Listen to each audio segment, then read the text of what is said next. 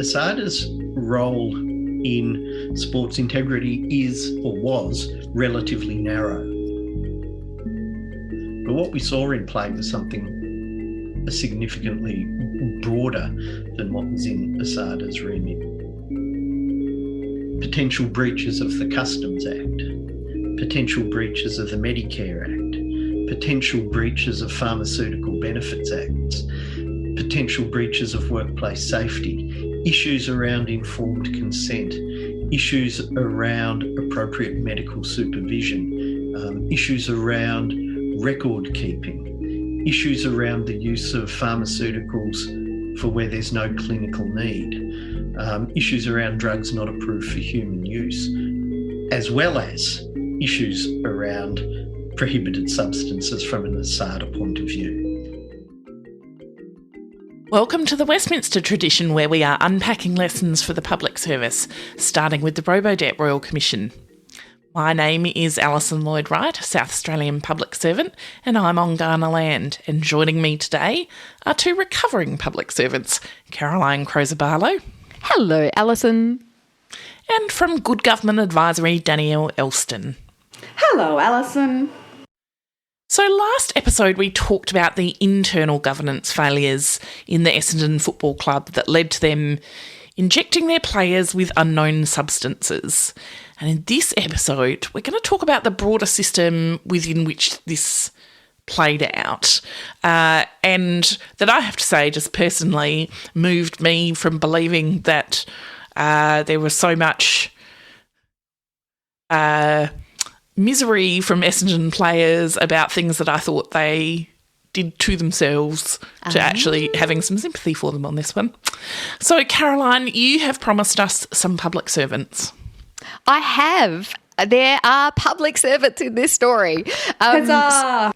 That's right. We are back on track. The link's tenuous, but we made it. Look, most crucially, we have ASADA, the Australian Sports Anti-Doping Authority, and they are like a small agency, but they nest kind of in some dotted line way within a policy agency in the Commonwealth, which at the time was the Department for Regional Australia Local Government Arts and Sports, or as I would say, the unloved things. Oh, when I read that, I was like, isn't there always one, right? Where no one, no matter how hard they tried, could possibly to figure out how those things ended up under a single secretary.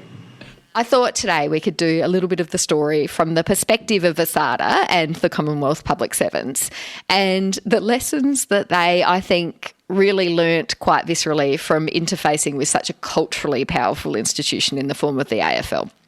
So Richard Eccles, who was the DepSec in the relevant Commonwealth Policy Agency at the time, has given an interview recently to the Long Haul podcast, which I highly recommend anyone who's interested in this having a listen to.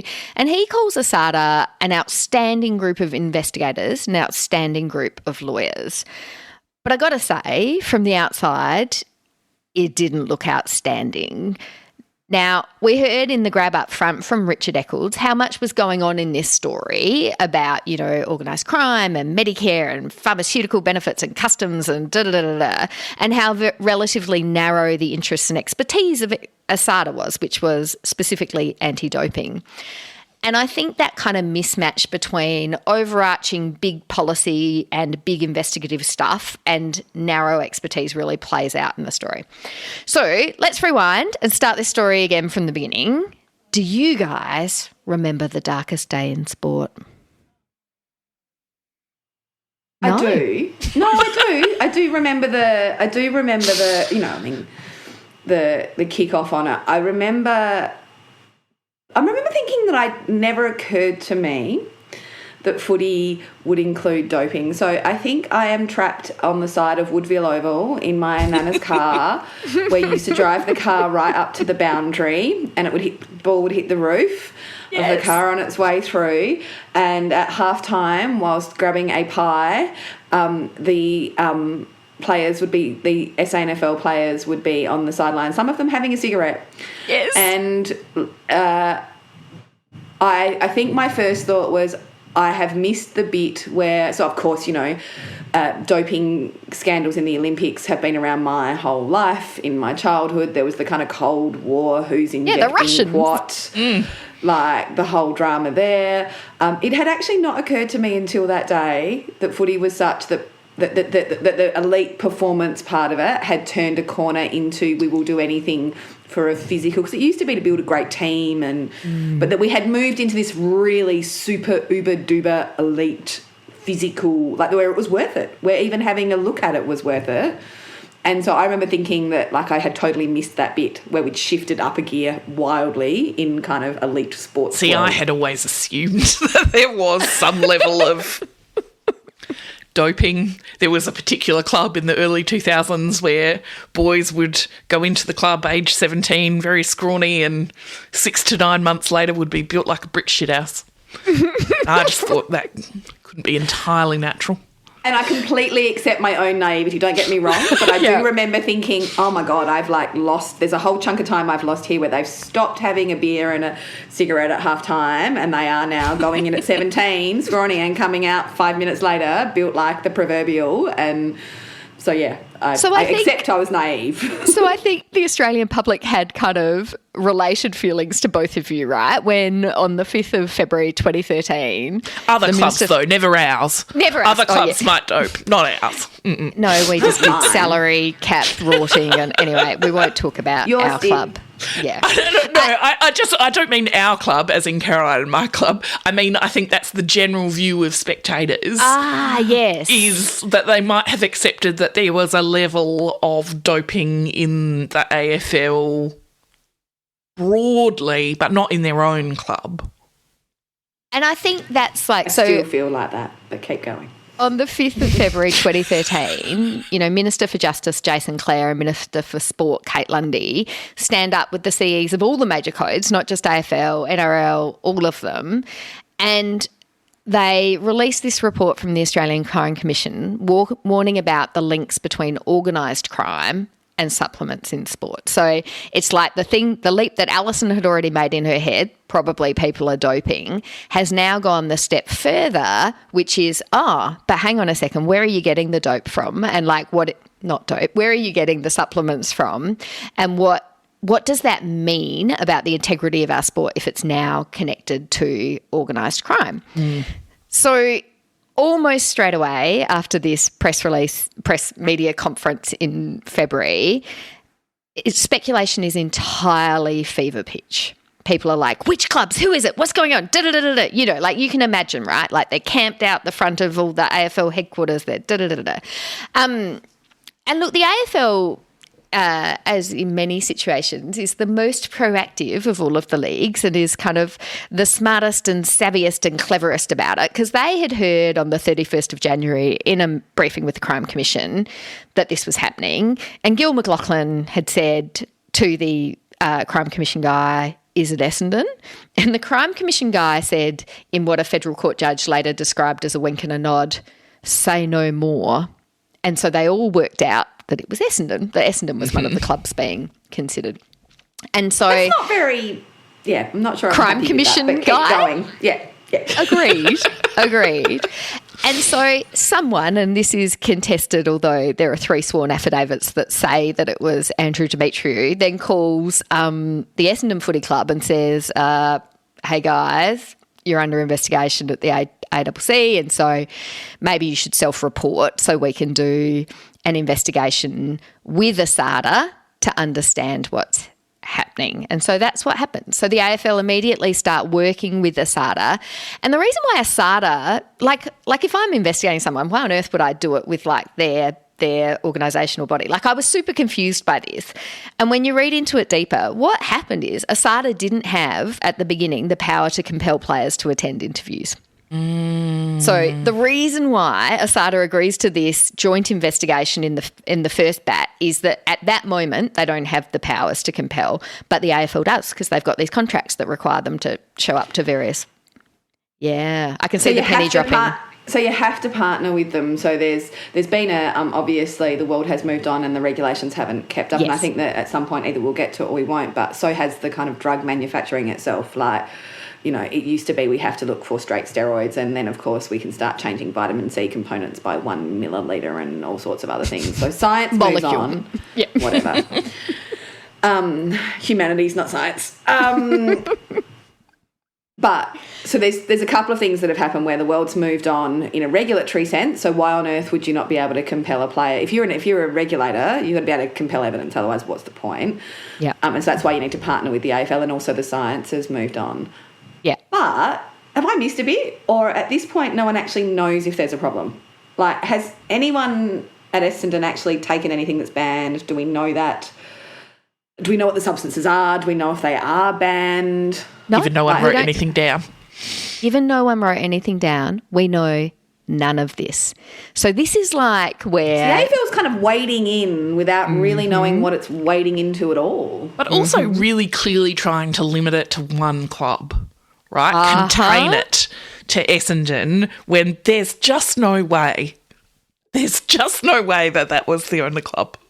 Just no way. So Stephen Dank at this point, who is the sports scientist, has moved on to another club, right, that never get mentioned in these conversations. But Melbourne Footy Club and Geelong both had links at various points to these. So, yeah, it's very clear that the AFL strategy was contain it to Essendon. They definitely wanted to protect the players, and you'll see how it plays out in that. But they also wanted to find... I mean, not scapegoats exactly, but find what is it that made Essendon go wrong, crucify those people, punish the club governance for it, and then let the players and the sport go on. And you'll see this kind of strategy. It will never happen again. Away we go. Exactly right. Look, it's not like... That's a pretty well-worn path for governments. And Roverdet, right, was to say, yes, there were some rogue people. Ring fence it. Rogue people. Find it, ring fence it, admit it, say it's fixed, we're over, let's move on. Is that... Yeah. And that so happens sometimes in government? But in this case, ASADA gets dragged along for the ride, right? So ASADA is the one who should be driving the investigation strategy. They should be thinking about, so who are we interviewing? How far do we draw our thing? But I think there's something about kind of the scale of it, I think, really, that so they focus on Essendon first, and then it turns out they only focus on Essendon, right? That's as far as they get, and it takes them 3 years in the end to do it. So at this stage, ASADA is forming up this investigation strategy, starting to do some interviews with Heard, so we're in sort of March to July 2013.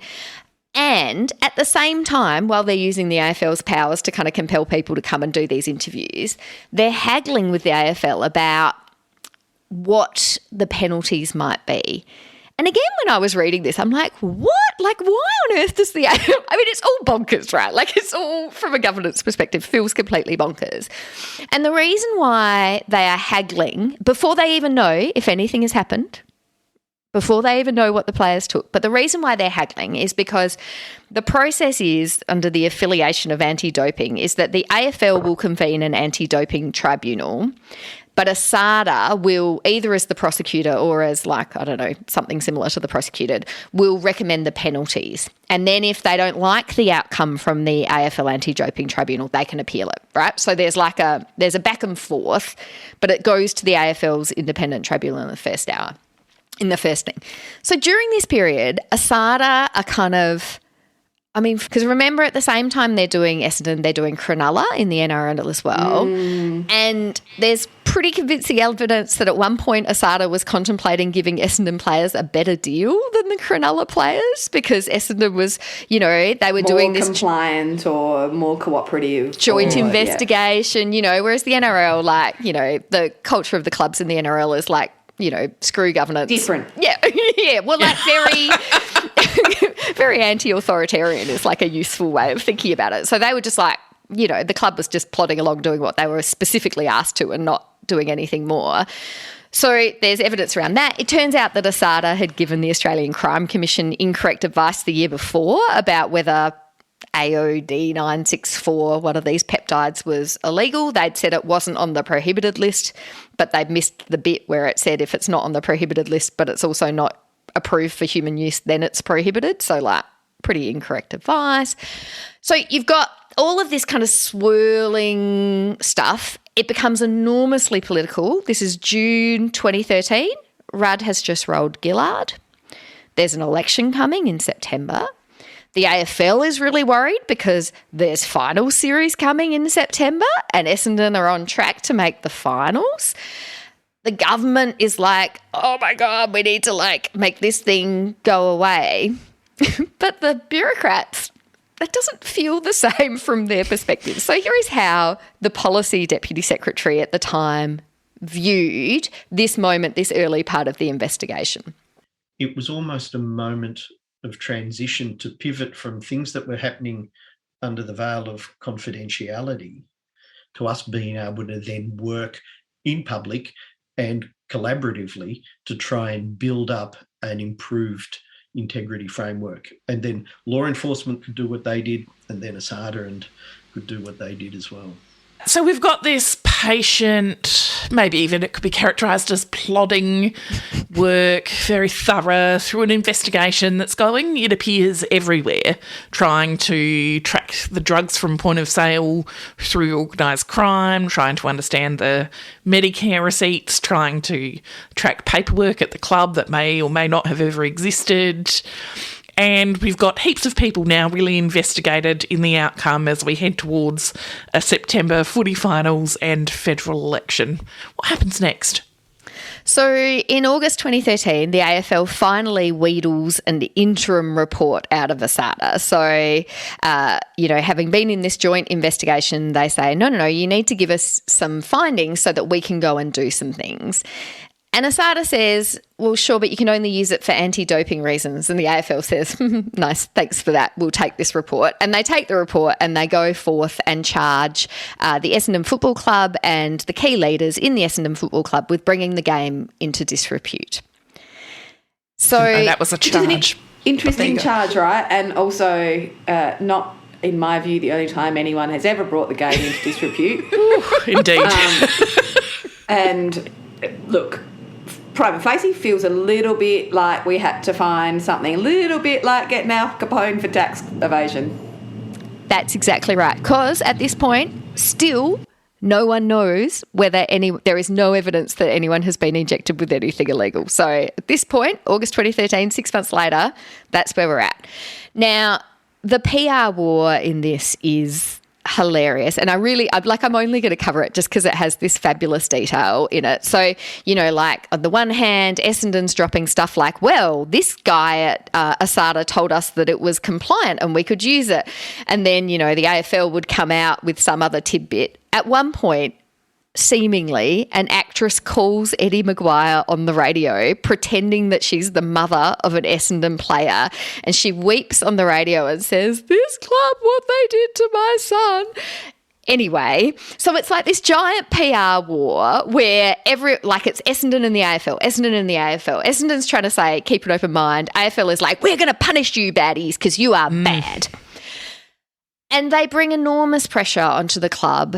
And finally, the club and 3 out of the 4 people charged take deals from the AFL at the end of August. So Essendon gets fines of $2 million that are payable over 3 years. They're ruled ineligible to compete in the finals. They lose draft picks for 2013 and 2014.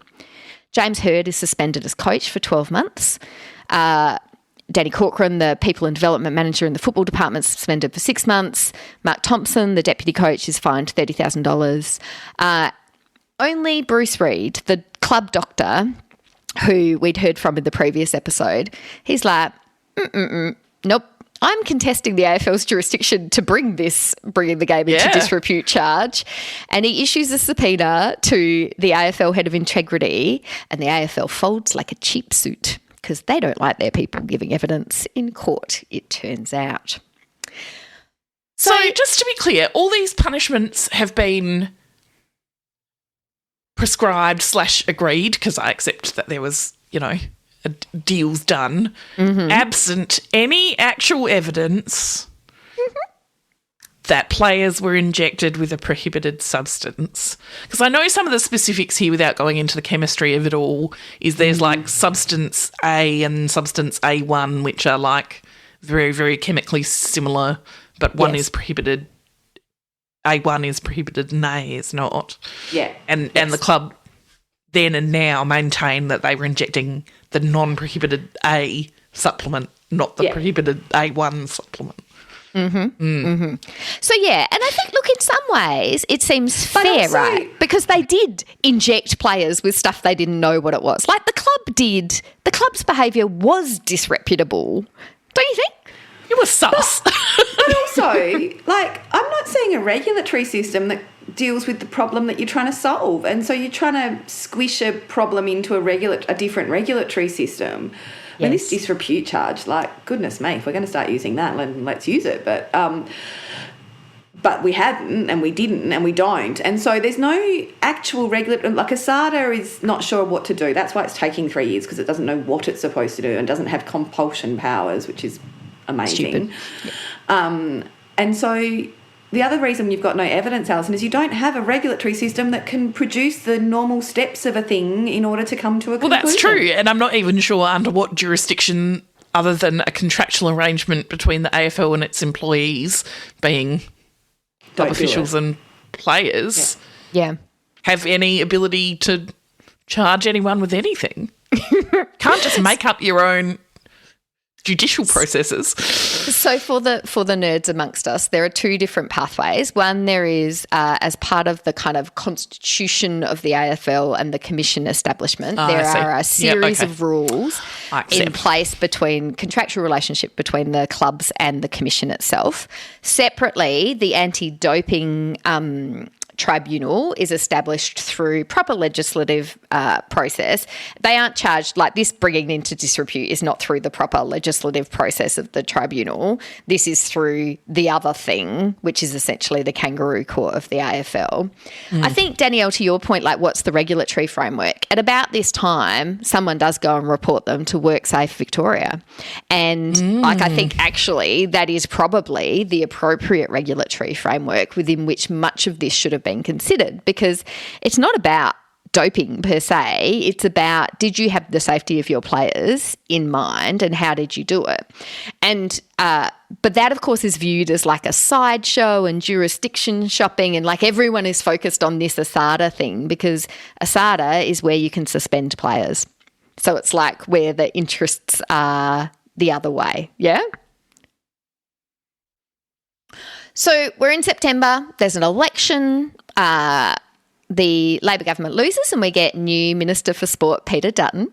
There are footy finals in which Essendon is not there, and the AFL is like, we can draw a line under the governance issues at Essendon because we have punished the bad people. But the individual investigations are nowhere. So September, it's been 7 months now, and they are not going to be resolved for another 9 months.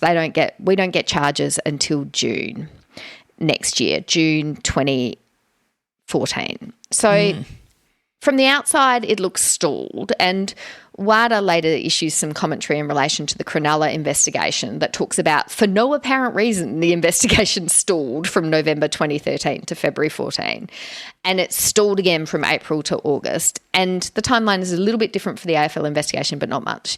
And you can see the bits you can see from the outside and how you can tell it's stalled are like the little bits of news coming from ASADA. So new Sports Minister Peter Dutton gives ASADA extra money in late January, early February so that they can appoint a former judge to finalise the investigation, right? So there's clearly like whatever they've prepared so far, people ain't feeling so good. They're worried about it, and they've obviously never used these powers before, or like they've obviously got no experience in think this. about what the usual ASADA thing is. Positive drug test, take them to the anti-doping. Here, no drug test exists for the things that they may or may not have happened. Very unclear whether the thing that they were taking was or wasn't illegal. You can see why. Really, really tricky. And very, very public. Very, very public. And I think that's the other thing that I really take away from this is that sometimes as a public servant you can kind of skate over things that are a bit complex and kind of get to the end. But if everyone in the process is very powerful from a media sense and is not invested in the same end as you, then they will just throw you under the bus every day of the week. And that kind of consistently happens to ASADA at all of these points. Well, especially it seems that lots of people, the AFL and politically, have an interest in it just going away. Absolutely. Ring fence it, solve it. Find a baddie, put a Find a ring around baddie, it. blame the baddie, draw a line under it, move And on. the AFL is like, we've done that. We found the baddie. Your interim report, let us prove that these, the Essendon club is responsible, and we have really punished them. And they were really punished, let the players be. So that's the dynamic. The other way you can tell things aren't great, at the incumbent chief executive of ASADA announces in February that she won't be seeking an extension of her term. Imagine you guys are the DepSec in the department, right? So you're not running ASADA, you're just kind of watching this thing happening over there. There's like this quagmire of an investigation. You've got a new minister coming in who's like, what is going on? Like, I don't know. I just think that DepSec was in an impossible position, and I can't really work out what I would have done differently. Oh, yeah, no. I mean, there are most jobs where I'm like, I'd have a crack at that. And in this one, I'm like, oh, nah, thanks. Leave that for someone else. Because it is, because they're trying to break new ground and build a regulatory system on the fly with science in front of them instead of behind them, whilst the entire public has enormously strong feelings about their protected species club and how special and important they are. Everyone's looking for a single enemy so that we can all shut our eyes to the idea that it might be an endemic system that everyone's very attached to that might be up to its eyeballs in it. Yep. And we are constitutionally, and I don't mean that kind of more institutionally, wanting to protect institutions over humans. And so, no, not a gig I'd be keen to have a go at, but I'm assuming you're going to tell us how it ends and whether anybody does pick up the mantle and have a go at it. Yeah, so they do, I guess. So we get a new CE of ASADA. He comes in kind of May. They start issuing their charge sheet, and I think, and things start progressing forward as they should. It's going to go to the AFL Anti-Doping Tribunal, I think it's instructive here to have a little bit of a look at what happens to Cronulla versus what happens to Essendon. Because until this point, we've just been talking about inside Australia. We've been talking about Australian government, Australian ministers, and the AFL.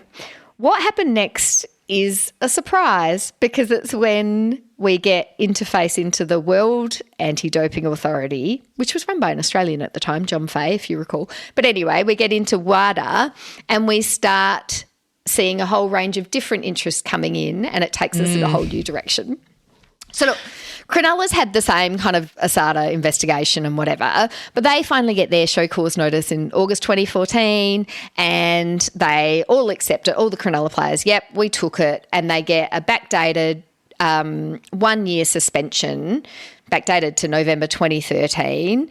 And so essentially they miss 3 matches between August and November 2014. And the reason why it's 1 year, not 2 years, is because they get a defence of no significant fault and because they pled guilty, right? So it's like all the things. Yeah. WADA is not thrilled with this outcome, and they issue quite an interesting press release. They're like, we're not happy about the backdating. We're not super happy about the 50% penalty, but we recognise it's not the players' fault that this has been a bit of a shit show. Like, ASADA's taken forever. The Australian government has taken forever. Like, okay, we're not happy, but we'll let it sit. The Essendon footballers, on the other hand, don't accept the charges. They go to the AFL Doping Tribunal.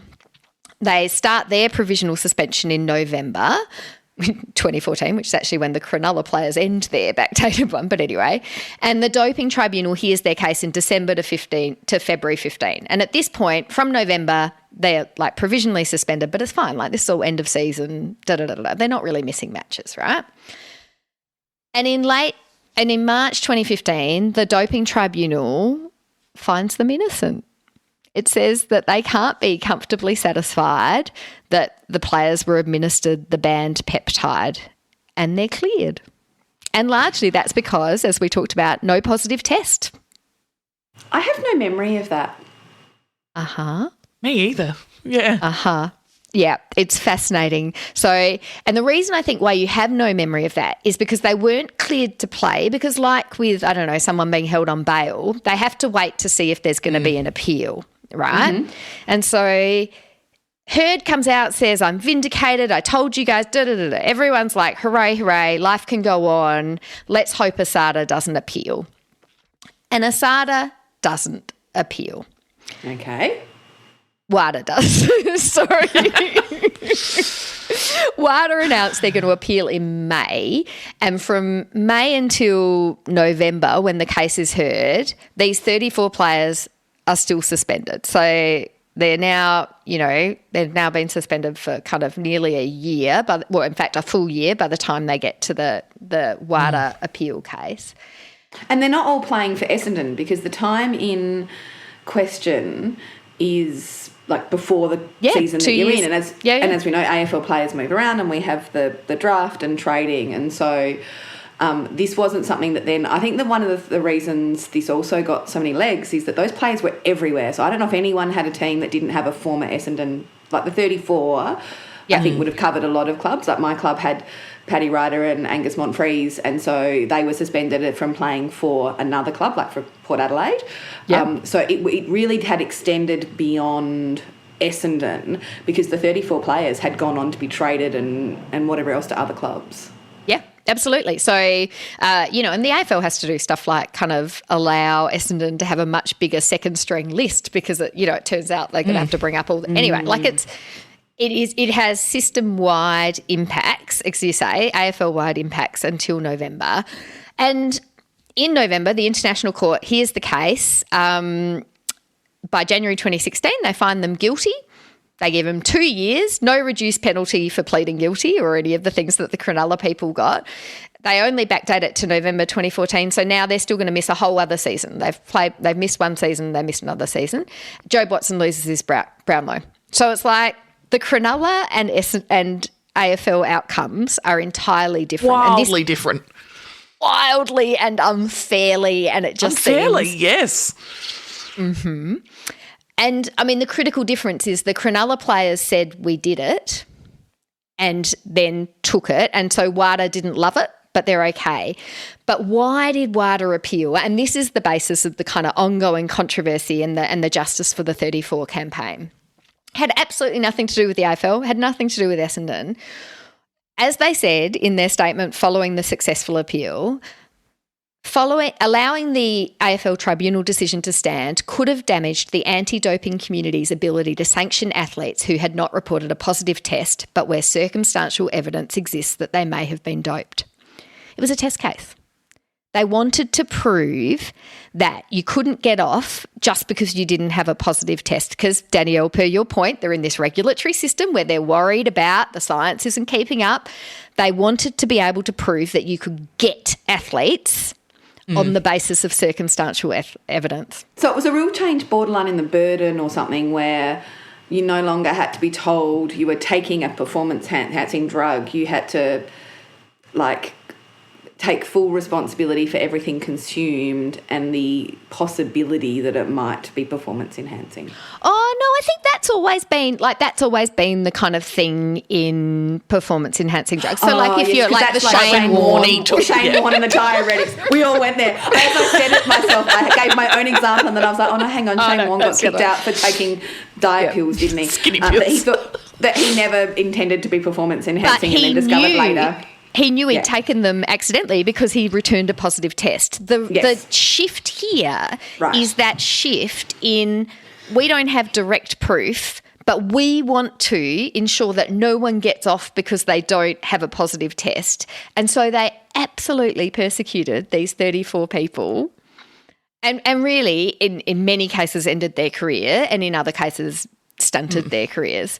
And I'm sorry, but the circumstantial sorry. I was just going to say, Shane Warne, from my memory, and I have not Googled in prep for this, he said his mum gave him the diet pill. Yes. The club was sending, again, without proper Googling, 17, 18, 19, 20, 21-year-olds off-site with a doctor, doctors being, eminent persons that you generally try and take their advice. I take it was a test case. but it wasn't about the kind of power. It didn't have the power component in it, right? Yeah, I mean, I think so. The people, there was one guy who wasn't included in the 34 because he hadn't signed the consent form, and they didn't progress the case because of it. So, like, there's kind of some specific fact things that help them get over some of these burdens. But, Alison, you wanted to have a chat about circumstantial evidence. I love me a bit of circumstantial evidence, but the threshold is quite high, right, for making circumstantial evidence stack up. And I'm just not convinced that they made it when there is certainly evidence that they took a supplement. Yes. But no evidence one way or the other that it was the prohibited supplement. Absolutely. So they can get, like, the evidence chain, as far as I understand it, is from one end they can find the importation of a supplement and they can attach it to a particular pharmacist, and then they can attach that pharmacist dispensing it to somebody associated with the club, but they can never get that in between part of it, Causal where it's like chain. Yeah. Whereas from the other end, they can get people signed a consent form and sat down and got something, but that middle bit is really, really muddy. And one of the big kind of legal arguments in the case was, should, the International Tribunal hear the case de novo, or should they hear it only based on the facts that were presented at the Anti-Doping Tribunal? And WADA got the case heard de novo, which is, again, extraordinary in our justice system that you would get an appeal and be able to raise new evidence. But WADA did it because they were desperate not to have this precedent. That's extraordinary. It really is. And so now are you feeling the outrage on behalf of the 34 players? Because what Nathan Lovett-Murray will say and what James Hird's father will say, and they've said it in the paper just again this week, is WADA has allowed Chinese athletes who were in a similar situation to be submitted to the Tokyo Olympics because their local, China or whatever ASADA is in China. I think it is China. Like, it was right. Yeah, I thought you made that up. No. I was looking anyway. But they have allowed a backdated ban that therefore doesn't impact on their thing. They didn't get the full 2 years thrown at them in this way. And I just there's something kind of crazy about that we can have these players in this. I mean, the idea that the AFL is even part of the World Anti-Doping Association, like, it's not even a world sport. I am still back to the whole legislative framework, right? Like, I'm still a bit not confused, but I think of some of the kids I know who are heading into being potentially in the AFL in the next few years, and seriously, having, known them since they were kids, do not believe they would have the foggiest idea about an intersection between a WADA and an ASADA and the AFL Commission, etc., etc. So, I don't know if they're going to have to start doing more, not only more governance in clubs, but more rights and obligations in the kind of cohort of players. But you have convinced me that it is an issue of both governance and regulatory framework and government. You have, unfortunately, Caroline Croza-Barlow, opened a door, because if this podcast opens the door to talking about the governance of court cases, that includes, of course, the creation of clubs in the Supreme Court of South Australia. Danielle. For the specific reason of keeping out working class South Australians from the AFL. And so my reflection is, if the Westminster Tradition podcast is talking about power and governance, and that includes AFL, I open the door to another episode in the future. Well, the thing that strikes me here is actually still about the role of the players and the power differential between them and the club and the AFL, actually, in terms of, even if they had known fully what they were taking, to what extent could they have reasonably refused, and would it have mattered? Absolutely. So again, I think we might finish with the words of Nathan Lovett-Murray, who was impacted by this as a player and as a mentor to other Indigenous players on the team. He is still fighting to have everyone's names cleared, along with James Hird's father, who is campaigning for a royal commission into this. Till next time. I guess to me it just looked like, all this sort of making all this noise and not thinking about the people that it's going to hurt. And that was, I guess, the disappointing thing. I guess being an Indigenous person in this country, and whenever it comes to government, and you sort of look at how Indigenous people are being treated, and it just felt like that, going down that same path. There've always been times, where they've sort of blown things up out of proportion, because they want to try and get the public on their side. Just some appropriately bureaucratic disclaimers. Those of us in the employ of the state government speak in a strictly personal capacity, consistent with the Public Sector Code of Ethics that permits public servants to promote an outcome in relation to an issue of public interest, in this case, the betterment of the public service. Nothing we say should be taken as representing the views of the government or our employers. While we've tried to be as thorough in our research as busy full-time jobs and lives allow, we definitely don't guarantee that we've got all the details right. Please feel free to email us corrections, episode suggestions or anything else at thewestminstertraditionpod@gmail.com. Thanks to Pampot Audio for our intro and outro music. Till next time.